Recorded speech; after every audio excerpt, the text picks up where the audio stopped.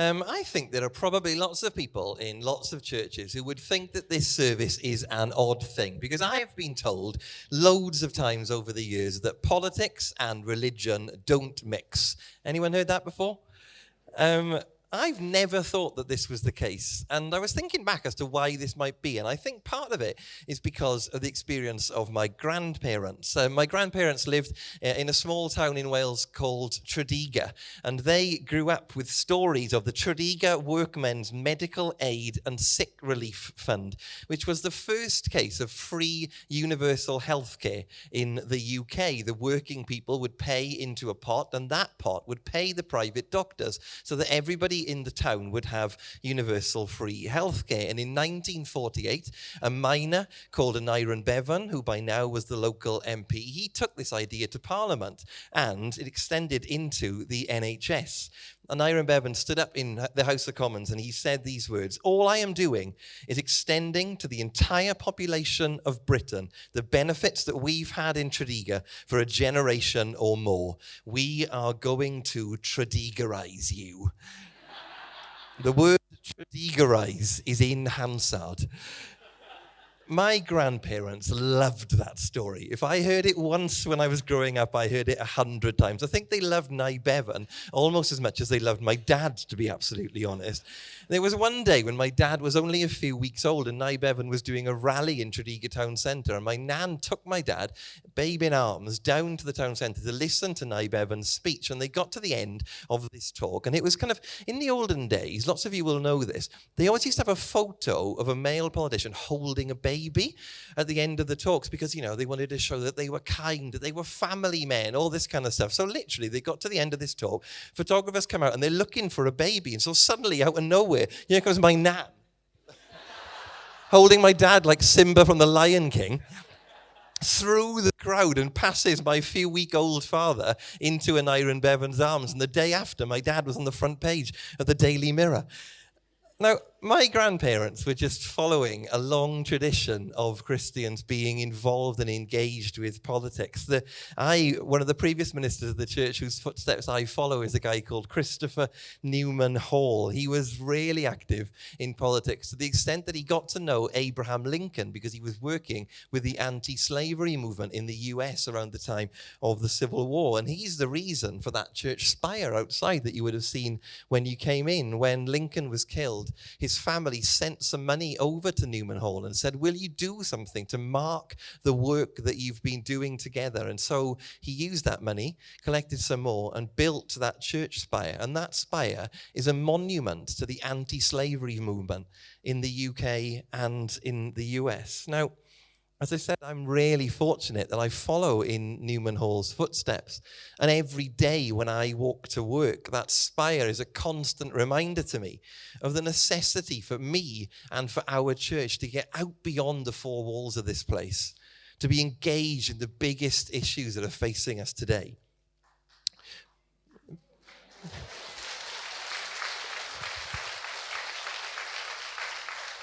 But I do think that sometimes Christians can struggle a bit with how we engage with politics because, you know, there isn't a verse in the Bible which says, and Jesus said universal credit should track the inflation rate and the taper rate should be more generous. So we've got to look for broader principles, haven't we? Like Luke chapter 4, which is Jesus' first public words, where Jesus announces his ministry by going to the synagogue in Nazareth in his hometown. And he stands up, he picks up the scroll, and he says these words: "The Spirit of the Lord is on me because he has anointed me to proclaim good news to the poor. He has sent me to proclaim freedom for the prisoners and recovery of sight for the blind, to set the oppressed free, to proclaim the year of the Lord's favor." Now, there are a lot of dog collars in this room, and I've been studying theology for a decent few years as well, and I reckon everybody here who's been doing a lot more theology study than me would all agree that's about as straightforward as it comes. Lots of the time, you've got to put the verse into context. You've got to do complicated exegesis. You've got to do complicated hermeneutics. You've got to do all these things to actually understand what the Bible is saying. But honestly, it really is as simple as this. What this verse means is that Jesus said, "The Lord has anointed me to proclaim good news to the poor and to set the oppressed free." And that is why lots of us are here today, isn't it? Because we call ourselves Christians. We call ourselves followers of Christ. We call ourselves people who follow in the footsteps of Jesus. And therefore, we do those kind of things. We want to proclaim good news to the poor. We want to proclaim freedom for the prisoners. We want to set the oppressed free, right? But I think the problem that we can have sometimes is that when we start this engagement in politics, we can easily fall into a trap. And that trap is we've got everything right. They've got everything wrong. And our job is to tell people really clearly and really loudly what we've got right and what they've got wrong. We shout across the divide at people, and then we expect them to change their minds and become enlightened like we are. Years ago now, I was asked to go and speak at a local constituency Labour Party meeting, right? A group of Labour members about the work of the Lambeth and Croydon Food Bank, which we run here. And I went along to this group of Labour Party members, and they'd asked me to speak about the policies that were impacting food bank use. This was under the last Tory government, right? So I'm standing in front of a load of Labour Party members talking about Tory policies that are driving the increase in food banks, right? And as I am standing there giving this talk, while I'm talking, I'm thinking, man, this has got to be the easiest gig anyone's ever had.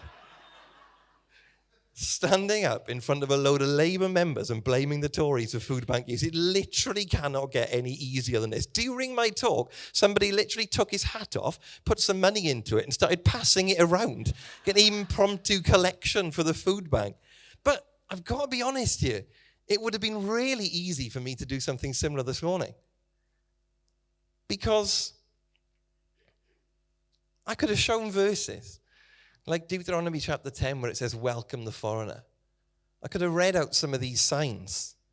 I could have talked about how God calls us to stand up for the rights of the foreigner, about how Jesus was an immigrant. I could have talked about the way that Nick Timothy and Nigel Farage and Tommy Robinson and the rest of the far right are demonizing immigrants, punching down on the vulnerable. I could have done all of this kind of stuff. Then I could have sent us out on that march, fired up and ready to go. But even though all of that is true, here's the thing. There's more to it than that. Inderjit read to us in the book of Mark, and he read this story about a rich young ruler who asks Jesus what he must do to inherit eternal life. And Jesus says, you must sell everything you have and give it to the poor. And then the Bible says, we've just read these words, the man's face fell. He went away sad because he had great wealth. Now, when I used to read that story, I used to think, yes, go on, Jesus. Stick it to the rich man who doesn't want to share his wealth. And then one day when I was reading that story, verse 21 jumped out at me. Verse 21 says, Jesus looked at him and loved him. Now, hear me out here. It doesn't say that then Jesus accepted his behavior, right? It doesn't say Jesus loved him, and so because of that, he changed his mind and he said, actually, it's fine. You just keep all you've got. It doesn't say that. Jesus still expected him to change his behavior. And we don't actually know the impact those words have. We know he just walked away. But Jesus knew that the way to encourage the rich young ruler to change his ways was what? By loving him. And we've got to be people who love too. And not just the easy kind, not just loving the people who think like us, who come out to services like this and walk on marches like us. But we've got to do the difficult kind too. There's a famous quote from Martin Luther King, which I'm sure many of you will know. Darkness cannot drive out darkness. Only light can do that. Hate cannot drive out hate. Only love can do that. One more story and then I'll end.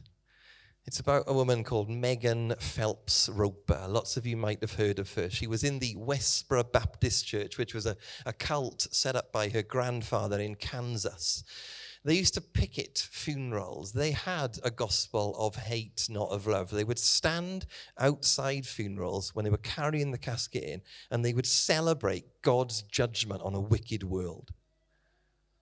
Megan was 5 years old when she first picketed her first funeral. 5. And she grew up inside this cult. Years later, Westboro discovered Twitter. Megan was a teenager at this point, and she was good at the kind of digital stuff. And so she took responsibility for Westboro Baptist's Twitter account. She would spend hours and hours on hours all day, every day, responding to people who would put messages on there. She would say what she wanted to say. People would argue back, shout at her, swear at her, tell her where she was wrong, and she would argue with them. And she did it all day, and their following grew and grew and grew and grew. But then there was one person who took a different approach. He's known as CG. And he chatted to her, asked her questions about what she liked to do. Turned out she liked word games. He said, "Do you want to play online Scrabble against me?"